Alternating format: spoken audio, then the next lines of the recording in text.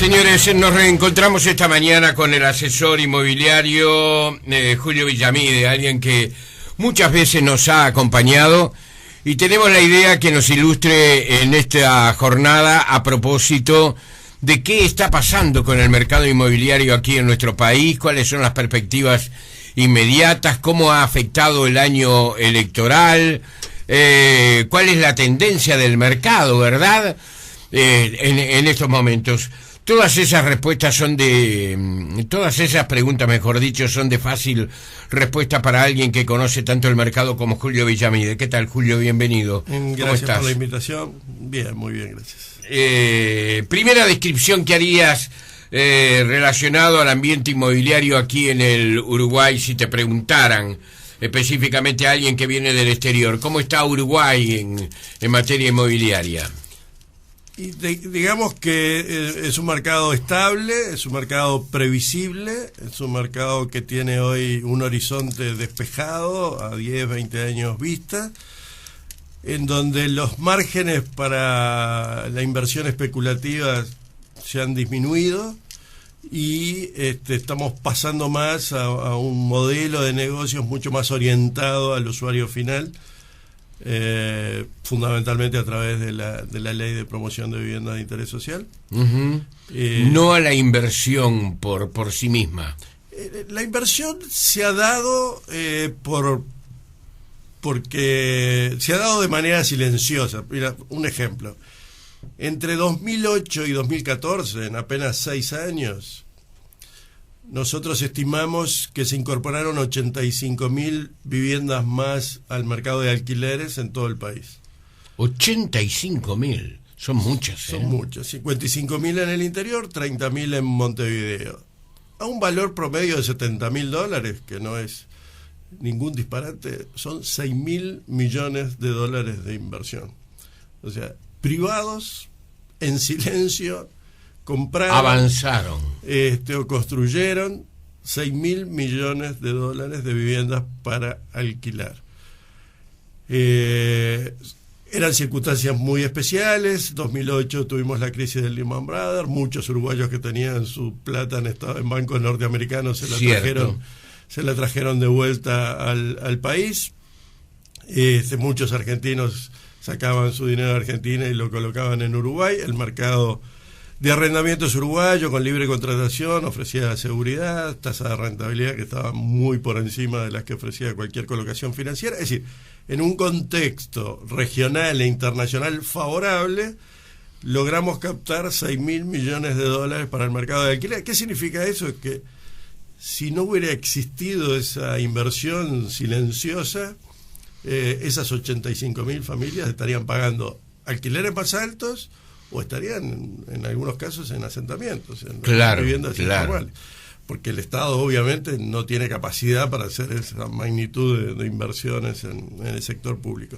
Entonces, hay una orientación de la inversión hacia el ladrillo, pero ya no es tanto una inversión especulativa del que compra con una seña un apartamento en Punta del Este o en Positos pensando que al año lo va a poder revender sacándole el doble de lo que puso, sino gente que dice 7% anual de rentabilidad y certeza jurídica, que no me van a volver a congelar los alquileres y a suspender los desalojos, etcétera. Es una buena opción y han confiado y ese proceso se está dando. La verdad, necesitamos otros 10.000 millones de dólares en los próximos años para volver a tener el porcentaje de arrendatarios que este país tenía cuando no había asentamientos irregulares. Uh-huh. Ya las condiciones internacionales y regionales no son tan favorables, por lo tanto tenemos que trabajar en otros sentidos, a través del mercado de capitales, fondos de inversión, etcétera. Bueno, son parte de los desafíos que se nos abren de ahora en más, pero en un mercado mucho más profesional, mucho más estable y mucho más aburrido también, ¿no? Uh-huh. En su momento se habló de alrededor de 100.000 viviendas que se necesitaban en el país. ¿Hoy es así? ¿Mantenemos ese nivel, esa cifra?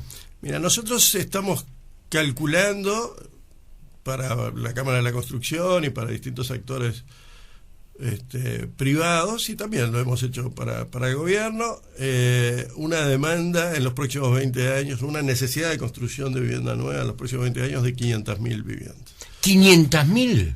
500.000. ¿Para un país de 3 millones y poco de habitantes? Sí, pero te explico. Aún si en los próximos 20 años no agregáramos un solo habitante más. Sí. Tengo la sensación que este proceso que ha comenzado de balance positivo entre los que se van y los que vuelven se sostenga. Nada espectacular, no es que regresen decenas de miles de personas, pero 3.000-4.000 personas en nuestro mercado se sienten todos los años. Si no agregáramos un solo uruguayo más, solo por el descenso en el tamaño de los hogares que se va a dar, ya estaríamos entre 300 y 400.000 viviendas. Es decir, cada 0,1 que se achica el tamaño de la vivienda, de la familia, una familia, todos los uruguayos vivimos tipo. En la familia tipo de 3 personas por familia. Si eso de 3 baja a 2.9, necesitas 42.000 viviendas más para atender esa demanda adicional. ¿Qué pasa? En los periodos de crisis, el mundo avanza en lo que se llama la segunda transición demográfica, en una reducción que parecería tener el objetivo 1 a 1, ¿no? Es decir, una persona por vivienda, porque ya hay países europeos que están por debajo de 2 en el tamaño del promedio de los hogares. Uruguay está en 2.9 aproximadamente. Cuando hay crisis y el acceso al crédito se restringe o se anula y los alquileres son caros o pocos, el proceso de reducción se disminuye, y Uruguay en esos momentos está en una reducción de 0,1 cada 5 años, más o menos. Uh-huh. Cuando, como en la década del 90, hay créditos, en aquel momento era el banco hipotecario, con una activa participación y varias líneas de crédito y de producción de viviendas. Y también los alquileres recuperan cierta tonicidad después de la crisis del 85. Eso avanza hasta 0,2 por lustro. Aún pensando en los próximos 20 años, un intermedio, que no vamos a estar ni en crisis ni tampoco en un momento de esplendor.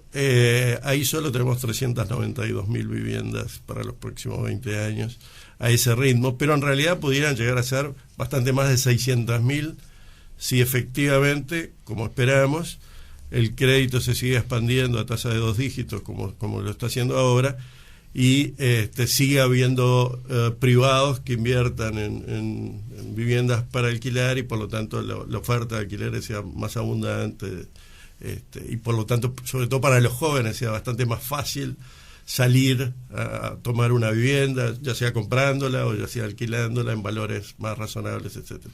En la medida que haya esa facilidad, la tendencia mundial es muy clara, y Uruguay tiene un comportamiento demográfico típicamente europeo, por lo tanto no tengo ninguna duda que eso se va a acelerar. Esto lo han empezado a entender las grandes empresas constructoras, que hasta hace algunos años decían, es un mercado muy chiquito, la verdad que yo hacer joint venture, traer tecnologías constructivas, no me vale la pena para una licitación de 120 viviendas, que no sé si después voy a hacer otras, no sé si el mercado se corta. Hoy están mirando un horizonte de 20 años y mirando ese volumen de nuevas construcciones, y entonces dice, bueno, sí, vale la pena asociarse con una empresa del exterior que me permita incorporar nuevas tecnologías, producir viviendas a menores costos, y por lo tanto que también puedan ser vendidas a precios un poco más bajos, atendiendo a la capacidad de pago de la demanda a la que deberemos dirigirnos, etcétera. Estamos en esa transición. Las transiciones en el mercado inmobiliario nunca son rápidas, ¿no? Si son rápidas, claro, son malas, claro, porque son típicamente especulativas. Sí. Las estables, las que se prolongan en el tiempo, los cambios muchas veces incluso no son visibles. Te pongo otro ejemplo. A ver. Antes de la ley 18795, que promueve la construcción de viviendas para clase media, se aprobó a fines de 2011. Antes de esa ley, en promedio, el 82% de las nuevas viviendas de Montevideo, incluidas en los permisos aprobados por la Intendencia, estaban en la costa, estaban en los barrios costeros. 82% de promedio, que llegó a un pico en 2008 de 90%. Es decir, 9 de cada 10 viviendas en los barrios costeros, donde está apenas el 20% de la demanda. Era un despropósito, y era lo que tratábamos de evitar cuando hicimos la propuesta del Poder Ejecutivo, que se transformó en el proyecto de ley que, por suerte, después el Parlamento aprobó por unanimidad. En el primer semestre de ese año, ese 82 se transformó en un 14%. Apenas 14% de las nuevas viviendas incluidas en los permisos aprobados en este primer semestre están en la costa. Aquello era un exceso, esto también de poco. Sí. Pero bueno, el de poco se va a corregir, porque en definitiva había stock sin vender que se está liquidando, y en algún momento del año que viene vas a escuchar a algún colega de la costa decir: me falta mercadería en la costa, cosa que hace 3 años parecía absurdo. Hace 4 años, si alguien te hubiera dicho que el centro iba a vender la misma cantidad de unidades nuevas que Pocitos, sí, hubiera dicho: está loco. Y está ocurriendo en eso. Agosto lo empató, y en 2015 le pasó por arriba el centro a Pocitos, y esto es algo que habrá que irse a la década del 40, 50 del siglo pasado para haber encontrado otro momento igual. Son todos cambios que la gente no está viendo, pero son cambios que se están produciendo al interior. Son cambios revolucionarios, tan revolucionarios que incluso tienen a todos los actores desorientados, porque cambió tan rápido el modelo de negocios, que la inmobiliaria que trabajaba en la costa no estaban preparados para algo así. No, porque mucha gente no creyó, incluso dentro del negocio y dentro de las propias asociación de promotores que a través de la cual hicimos esta propuesta originalmente, no creyó que tuviera el resultado que efectivamente tuvo, ¿no? Montevideo se va a agrandar entonces, porque Montevideo no es tan chica como dicen, ¿eh? No, Montevideo es, al contrario, es una ciudad excesivamente extendida. Si colocáramos a toda la población, ya no de Montevideo, sino de toda el área metropolitana de Montevideo, viviendo en edificios de apenas 3 pisos de altura, entrarían todos en el polígono de Boulevard Artigas y el Río de la Plata. Qué extraordinario eso, ¿eh? Todo lo demás sobra. Sobra, sí. En el resto serían actividad rural. Sí. Entonces, parte de los problemas que tiene Montevideo como ciudad es una ciudad cara de gestionar. Para una ciudad tan extendida, poder dar cobertura de 90-95% de saneamiento a toda esa población es un esfuerzo gigantesco, enorme, y a su vez, durante décadas, todos los servicios de la trama urbana consolidada se estaban subutilizando. Paso Molino, Belvedere tenían 6 veces más capacidad de saneamiento y de agua potable de la población que estaban teniendo, y lo que está pasando ahora con la ley es que se están redensificando. Barrios como el centro, que durante 60 años perdieron población, ahora la están ganando. Y en los próximos años va a haber una revitalización de las áreas centrales. Sí. Montevideo está en un proceso de redensificación. Sobre todo, y ese es el proceso más interesante, intentando reincorporar a la ciudad formal a los que en su momento fueron expulsados a los asentamientos. Hace muchos años yo colaboro con un instituto norteamericano, investigamos mucho el tema de la informalidad urbana en América Latina y trajimos a unos expertos, hicimos una gira por asentamientos irregulares en la periferia. Y siempre recuerdo que en Cerro Norte, sentados en el asentamiento con toda la comisión del asentamiento, un economista norteamericano les preguntó de dónde provenían ellos, y todos le contestaron que eran ex inquilinos del cerro, algunos a 6 cuadras de ahí, otros a 12, a 14, etc. O sea, todos habían sido arrendatarios en una ciudad formal, con vereda, con cuneta, con escuela en la esquina, etcétera, y se habían tenido que mudar no muy lejos de donde vivían. Una de las cosas más interesantes de lo que ha pasado últimamente es que en nuestras investigaciones hemos encontrado con que hijos de personas que viven en asentamientos, que antes se construían su piecita en el propio asentamiento, densificándolo, hoy se están yendo a alquilar cerca de ahí una vivienda formal en la ciudad formal. Entonces ese proceso dominó de centralización es bien interesante y es parte de los desafíos que tenemos en los próximos 10 o 20 años, es decir, facilitar que ese proceso que fue espontáneo y producto de las crisis, etcétera, durante muchos años, hoy sea ordenado y sea un proceso que se pueda facilitar. Porque los procesos exitosos son uno a uno, caso a caso, es decir, la decisión personal, es este joven que se va a vivir con la novia y se va a alquilar una casa cerca de los padres, pero no en el asentamiento. Si ya no quiere vivir en el asentamiento, obviamente tiene ingresos que le permiten pagar ese alquiler y probablemente que le permitan entrar en una cooperativa y aspirar, bueno, en esa sucesión lógica de etapas. El problema es que nosotros en Uruguay, a esa escalera de acceso a la vivienda, le faltaban los 2 escalones primero. No teníamos casi crédito y los alquileres eran... Hoy hay créditos. Hoy hay crédito, todavía insuficiente, y hoy los alquileres son mucho más abundantes, tenemos 85.000 más que hace 6 años, pero todavía los alquileres son altos en términos reales y para la capacidad de pago de mucha gente.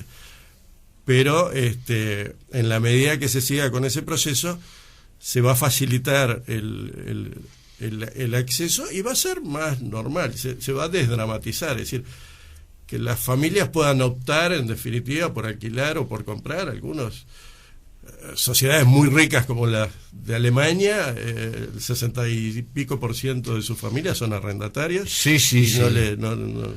La casa propia en Estados Unidos tampoco es una obsesión. Sí, de hecho tampoco es un drama. 1/3 de los habitantes de Estados Unidos, que debe ser el país que tiene más abundancia de crédito y más barato, son arrendatarios. Y eso que se compra 30 años en general, sí, que es muy en fácil. Una moneda que no devalúa, o por lo menos para el ciudadano no tiene los cambios, las modificaciones que puede producirse en otro país, ¿no? Sí, pero aún así 1/3 de sus habitantes prefiere 50 millones aproximadamente, no, más, 60 millones de personas, 70 millones de americanos no son inquilinos. Sí, nosotros durante muchos años estuvimos intentando obtener información que el gobierno de Estados Unidos no estaba muy interesado en divulgar sobre los planes de ayuda para el pago en alquiler, los vouchers para el pago en alquiler. Bueno, al final, después de muchos intentos, lo logramos. Hay entre 4 y 5 millones de familias que reciben una asistencia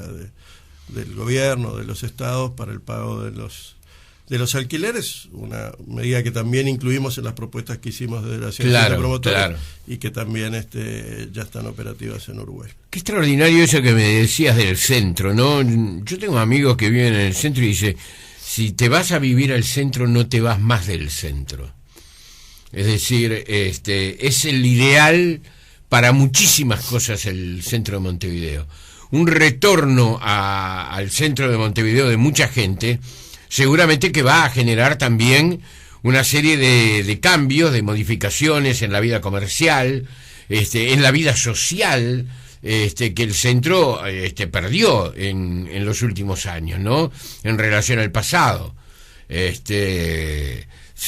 Hay un cálculo de cuánta gente ha ido corriéndose para habitar el centro de Montevideo. En estos momentos hay unas 400, 500 viviendas en construcción. Eso, una vez se ocupen, serán unas 1.500 personas, pero esa apenas es la punta del iceberg. Es decir, ese proceso continúa. Nosotros, cuando presentamos la propuesta y estuvimos durante un año discutiendo con los equipos técnicos y con las autoridades del gobierno, ellos le preguntaron a la asociación de promotores qué barrio veíamos con más potencialidad y todos dijimos el centro.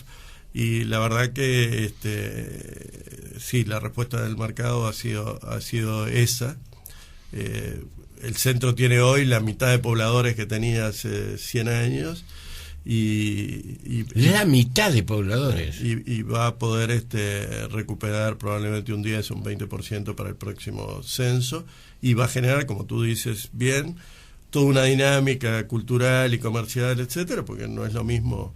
Es un proceso probablemente no tan dramático como el que vivió el centro de Santiago. El centro de Santiago se vació, literalmente se vació de gente, y representaba a principios de los 90 apenas el 2 o el 3% de la oferta de vivienda nueva en todo Santiago.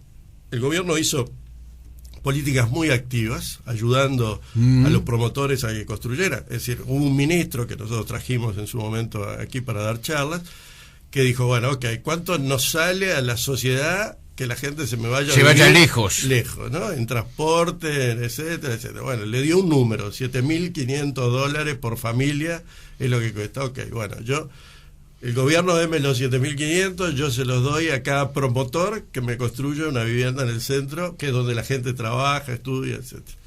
Y con esas medidas y otras, se llegó a que el 50% de la oferta de vivienda nueva en Santiago estuviera en el centro. Hoy el centro de Santiago no tiene nada que ver con el que era hace 20 años, que era una zona que de noche quedaba desierta. Hoy hay shopping center, hay actividad cultural, hay niños jugando.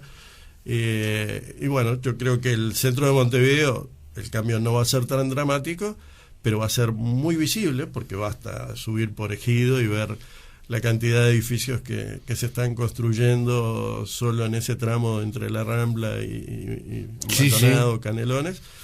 Probablemente allí haya, no sé, 200, 300 familias nuevas. Tema iluminación allí, tema seguridad va a ser muy importante, ¿no? Porque el 18 de julio tiene un cambio sí dramático después de las 9 de la noche, ¿no?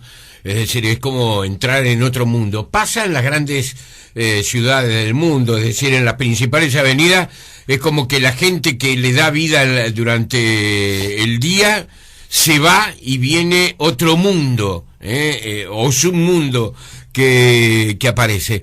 El gusto de los uruguayos ha crecido, concretamente, hoy es más refinado en lo que tiene que ver con la elección de las comodidades y los servicios que ofrece, por ejemplo, un apartamento, una casa.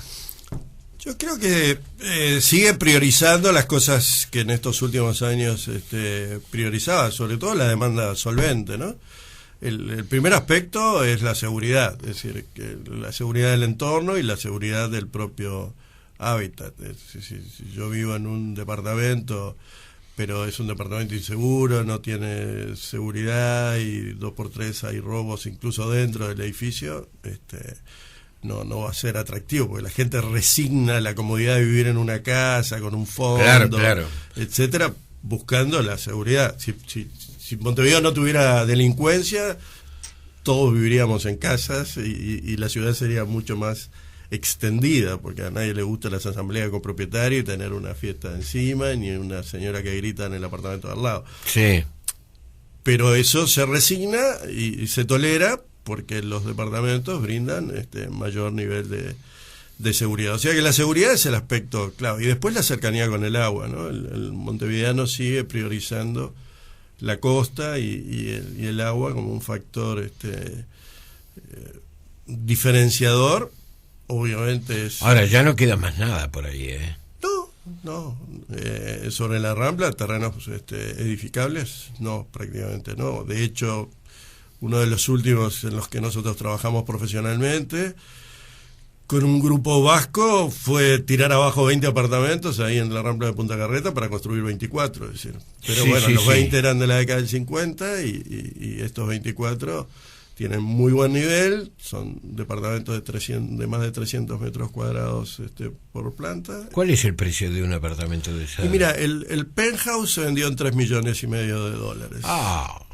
de ese edificio. Es para gente de un poder adquisitivo altísimo, ¿no? Sí, en este caso es una familia uruguaya tradicional. Que lo compró ya. Sí, se lo compró hace años y lo habita, lo ocupa. En otros casos, los apartamentos ahí se vendían en el torno del $1 millón. En algunos casos fueron extranjeros que tienen algunas actividades en el país y quieren tener un sitio para venir con su familia. En otros casos argentinos que se vinieron a radicar a Montevideo. Los brasileros que quieren vivir en Montevideo, les resulta muy difícil encontrar unidad. Ellos empiezan los brasileños de mucho dinero, ¿no? Empiezan a hacer más o menos confortable un apartamento a partir de los 800 metros cuadrados de planta. Es decir, menos de eso es una cajita de fósforo. He escuchado a alguno en Punta del Este decir que se pega contra las paredes y en realidad está viviendo en un apartamento de 400 metros cuadrados. Las áreas en Brasil son muy generosas, ellos las pueden pagar y se acostumbran muchas veces a tener apartamentos de 1.200 metros cuadrados. Ahora en algún proyecto, como el caso de Forum, empiezan a aparecer ahí en la Rambla del Buceo, empiezan a aparecer algunas unidades como para ese tipo de público, ¿no? Sí. No es montevideano claramente, ni son las demandas ni siquiera de los montevideanos más ricos, ¿no? ¿Se ha sostenido el precio en Pocitos de los apartamentos? Sí, yo creo que se ha sostenido por dos razones. Una, porque no se consigue nada por menos de 200.000, 250.000, 300.000 dólares, ¿no? Yo creo que ha colaborado ese descenso en la producción de nuevas viviendas. Probablemente si no hubiera aparecido la ley y se hubiera seguido produciendo la misma cantidad de unidades y se hubiera ido acumulando stock sin vender, hoy con la situación más complicada a nivel internacional y a nivel regional, probablemente los precios hubieran estado bajando, ¿no? Pero al haberse dejado de construir tan rápidamente, por ejemplificarlo de manera muy burda, no son exactamente los números, pero nosotros veníamos produciendo 2 apartamentos nuevos en Pocitos, en Punta Carreta, etcétera, por cada uno que vendíamos. Por lo tanto, uno nos iba quedando en el stock para vender. Hoy estamos al revés. Hoy cada uno que producimos se venden 2 o 3 o 4.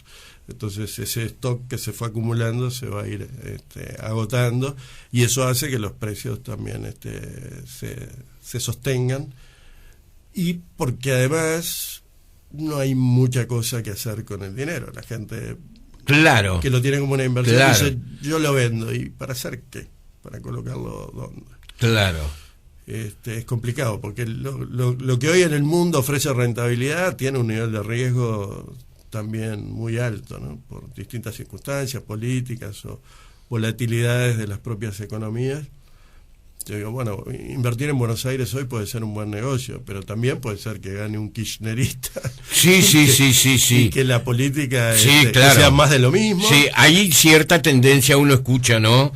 Que hay algunos uruguayos que han comenzado a comprar en Buenos Aires, como negocio, digo, ¿no? Sí, porque realmente se consiguen con ya ha pasado, yo me acuerdo cuando la guerra de las Malvinas era impresionante. Sí, y en la época de Alfonsín también, con la hiperinflación, recuerdo a amigos haber vendido un auto y comprarse un monoambiente en Barrio Norte por el mismo dinero del auto en Montevideo, ¿no? Esas cosas pasaron y amigos tenían... Unos amigos que tenían agencia de publicidad con la que nosotros trabajábamos y tenían clientes que se compraban 14, 15 apartamentos chicos. Qué difícil de definir la Argentina, ¿eh? Sí, sobre todo porque tiene una potencialidad. Antes de la intervención del hombre, per cápita es el país más rico del continente americano. Un estudio en una universidad de Estados Unidos. En riqueza... antes de la intervención del hombre es el país más rico per cápita de todo el continente americano, más que Estados Unidos, Canadá, México y Brasil. Y después participan los argentinos y ahí se neutraliza. Sí, es extraordinario. Hay que encontrar nuevos barrios, se ven ofertas, incluso se ven complejos de viviendas muy interesantes, con servicios ya refinados, como decíamos hace algún ratito, piscina, cancha de tenis, es decir, gimnasio. Ya eso no es extraño, digamos, dentro de las apetencias o de la oferta que se hacen de edificios de vivienda, ¿no? No, incluso alcanza la clase media. Nosotros nos convocaron para trabajar en un proceso de comercialización en el 2007, de un proyecto que fue muy exitoso, se vendió todo en un fin de semana, que fue Torres del Prado, allí en Ascenso. Sí, lindo, y Suárez. Y cuando nos trajeron ese proyecto, era un proyecto típico de banco hipotecario, y resolvimos, porque veníamos un poco de Estados Unidos con la idea del lujo accesible para la clase media, y le incluimos algunos amenities, y los promotores después se entusiasmaron y le incluyeron mucho más. Tenía sauna, tiene, porque el edificio está ocupado, sauna, piscina, juegos de niños, barbacoas, salas de reuniones, salas de lectura, qué sé yo, muchísimos amenities. Y era un proyecto destinado a clase media, y que tenía que atraer clase media de la costa para poder comercializarlo. Y bueno, la verdad que en su momento fue un éxito. En un fin de semana largo se vendió todo, tanto que tuvimos que armar una carpa y poner a la gente del estudio Gómez Platero a trabajar ahí, porque eran 3 torres. Nosotros pensábamos lanzar y vender la primera, pero se vendió la segunda, y la tercera no tenía ni planos. Claro. Estábamos trabajando ahí, le mostrábamos los planos de la primera, invertíamos, y decíamos, mira, la terraza está de este lado, va a estar del otro lado. Sí, no importa, la gente en esa locura, colas de 4 cuadras para comprar apartamentos, decía, sí, compro, recíbame la seña. Y hoy, bueno, el reciclaje de Alpargatas, que tiene también un edificio extraordinario. Extraordinario, tiene una serie de amenities bien interesante. Y sí, yo creo que ese tipo de cosas vino para quedarse, y sobre todo son bastante más fáciles de instrumentar lejos de la costa, porque hacer eso en la Rambla de Pocitos es imposible. Sí. El precio de la tierra es tan alto. Con ese tamaño, seguro. Que gastar área para amenities es muy complicado, pero en esas zonas donde la ocupación del suelo no es del 100%, sino menor, bueno, quedan espacios para ese tipo de amenities, y yo creo que con todo derecho. Fue una cosa que discutimos bastante con el gobierno y con sus técnicos, que ellos fueron muy restrictivos a la hora de que se incorporaran esos amenities a las viviendas de interés social. Claro. De hecho, puede ser un salón de usos múltiples, de barbacoa y más nada, pero piscinas no se autorizan, etcétera. Nosotros decíamos, ¿por qué no? En definitiva. Claro. Porque, ¿cómo decir? La clase media no tiene derecho a tener una piscina, o a tener un gimnasio. Sí, parecen cosas de superlujo. Y no lo son. Pero bueno, primó el criterio del gobierno en ese sentido. Perdimos esa discusión, pero yo creo que son cosas que se van a ir ajustando y cambiando a futuro en la propia reglamentación. Hoy más temprano conté que hace unos 15 años me dijiste que la zona de más amplio desarrollo que iba a tener Pocitos iba a estar allí en 26 de marzo, y Damaso Antonio Larrañaga, ¿no? Sí, Luis Alberto Herrera. Luis Alberto Herrera, exactamente. Y bueno, y eso lo observamos, el desarrollo enorme, ¿verdad?, de edificios, de instalaciones comerciales, bancos, etcétera, etcétera. ¿Cuál es la zona que puede estar en el futuro aquí en Montevideo para descubrir? Y tengo que venir dentro de 15 años. Dentro de 15 años te digo que sí o que no. ¿Acertaste esta vez o no? ¿Qué harías? ¿Cuál es? ¿Qué te dice tu olfato? Yo creo que a ver, nosotros tenemos un crecimiento demográfico muy pequeño. Sí. Por lo tanto, la posibilidad de inventar zonas es muy complicado. Yo soy socio de Tizado, que es una inmobiliaria argentina en su sucursal acá en Montevideo, y nosotros hemos vendido mucho vivienda de interés social argentinos, y hemos vendido millones de dólares en el proyecto de Altos del Libertador, allí en la ex Alpargatas. Es una zona que los montevideanos le tenemos recelo, el barrio de Godoy, los Tumanes, etcétera. Sí, pero eso desapareció y está estupendo, es una zona estupendamente ubicada. Pero los argentinos, y en particular los bonaerenses, tienen decenas de casos en los que apostaron por un barrio y ese barrio se transformó, y por lo tanto su inversión se duplicó o se triplicó. Yo lo que diría es que los barrios que tienen más potencialidad hoy El sábado estuve en un casamiento con un suizo que está haciendo inversiones aquí, se vino a vivir a Uruguay. Lo primero que hizo, se compró una casa en el barrio sur y sale con los negros a tamborilear. Sí, a divertirse. Tiene un espíritu muy latino, pese a ser suizo. Creo que Palermo y Barrio Sur son dos barrios que tienen una potencialidad enorme a futuro por su cercanía con la Rambla, por su cercanía con el área central de la ciudad, por su cercanía con el Parque Rodó, un parque urbano, etcétera. Son dos barrios que tienen una alta potencialidad como para desarrollarse y de hecho son de los preferidos también en las viviendas de interés social por los promotores y por los compradores, ¿no? Claro, Julio, la última. Bueno, Punta del Este siempre ha sido centro de atracción, pero dice que la expansión que hay en Colonia en estos momentos, no solamente en la ciudad de Colonia, sino también en lugares como Carmelo, por ejemplo, es impresionante y además con una construcción de lujo de primer nivel. Sí. Colonia es parte de la expansión territorial de Buenos Aires, pero fuera de la fiscalidad argentina, claro. O sea, tiene esa doble ventaja de estar fuera del radar de la FIP y además es un departamento hermoso, es hermoso y es muy tranquilo. Nosotros hacemos un ranking de seguridad con 4 delitos que evaluamos en la revista Propiedades: hurtos, rapiñas, homicidios y violaciones, en función de la cantidad de habitantes o de viviendas, etcétera. Y la verdad que Colonia siempre está en el podio de los más seguros, y normalmente es el más seguro de de los 19 departamentos, aún teniendo en cuenta que tiene un tránsito de más de 2 millones de personas por año que pasan por allí, y que muchos de ellos se quedan unas horas o una noche hacia y desde Buenos Aires hacia el este de Uruguay. A pesar de esa población flotante enorme que también genera delitos por oportunidad, las tasas delictivas comparadas con su población estable son de las más bajas y eso a los argentinos les fascina, y eso es básicamente lo que vienen a buscar a Colonia. Yo creo que ahí tenemos una enorme oportunidad. Muchas veces hemos dicho que nosotros con el tema de la seguridad no solo nos jugamos el bienestar de los uruguayos y la necesidad de los uruguayos de vivir en una sociedad mucho más tranquila de esta que tenemos hoy, ¿no? Digo, comparado con nosotros mismos, tenemos niveles de delito que son intolerables y que nos afectan. A mí no me importa que seamos los mejores de América Latina.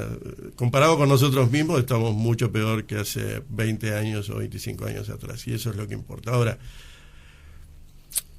Uruguay está pudiendo solucionar el problema de la informalidad urbana, no sé en cuánto tiempo, pero ya aparentemente ha dejado de crecer y probablemente estemos en cifras negativas.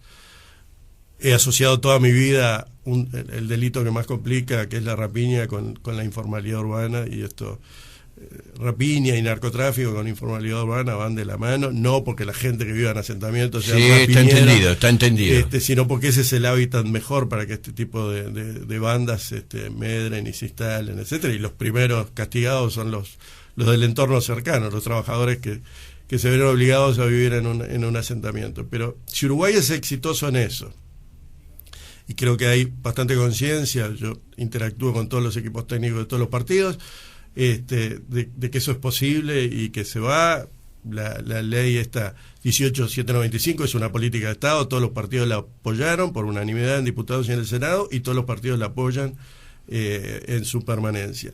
Y si Uruguay es exitoso en la lucha contra el delito, si podemos no volver a los niveles de delito de hace 20 años atrás, pero dejar de que ingresar en una meseta, evitar que sigan creciendo y luego que comiencen a retroceder, tenemos una enorme oportunidad de captar cientos de miles de argentinos que se vendrían a vivir a Uruguay, porque Argentina está en el proceso inverso. Argentina está en una brutal explosión de la informalidad urbana.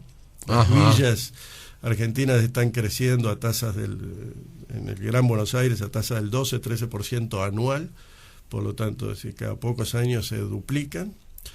Eso es una fuente de delitos, lo hemos visto con el narcotráfico en ciudades como Rosario, que ya parece Medellín, con bandas que se disputan, etcétera. Y eso va a generar un crecimiento en los niveles de inseguridad intolerables para un porteño. Claro. Un paulista nació así. Sí. La conoce. Y si tiene dinero, tuvo guardaespaldas desde niño. Y si no tiene dinero, vivió en ese clima desde chico. Pero el habitante de Buenos Aires hace una generación dejaba el auto abierto y hoy tiene que cambiar de recorrido todos los días para ir a su oficina y no parar en los semáforos de noche, etcétera. Entonces, creo que si nosotros logramos mejorar la seguridad, tenemos una fantástica oportunidad de transformarnos en el barrio alto de la región, con todo lo que eso significa. Hay un trabajo de cifra y de equipos de hace algunos años que detectó que había 2 millones de argentinos que habían pensado en el último año radicarse en Uruguay. Sí. Casi 18% del ABC1, o sea, 1 de cada 5 de los más ricos estaba planificando mudarse a Uruguay. Si las condiciones de Uruguay mejoran y las de Argentina, como lamentablemente preveo, se siguen deteriorando en materia de seguridad, tenemos una excelente oportunidad allí para recibir a por lo menos decenas de miles de argentinos, y ese proceso que tú mencionabas de Colonia es la punta del iceberg, ¿no? Claro. Ya cerca del 10% de las familias de Colonia son argentinos que viven todo el año, de todo el departamento. Señores, Julio Villamide, asesor inmobiliario, director de la revista Propiedades, con una experiencia muy importante sobre esto, conferencista, asesor de empresas internacionales, de capitales extranjeros. Gracias por estar con nosotros. Buena suerte, Julio. Hasta muy pronto. Un gusto como siempre.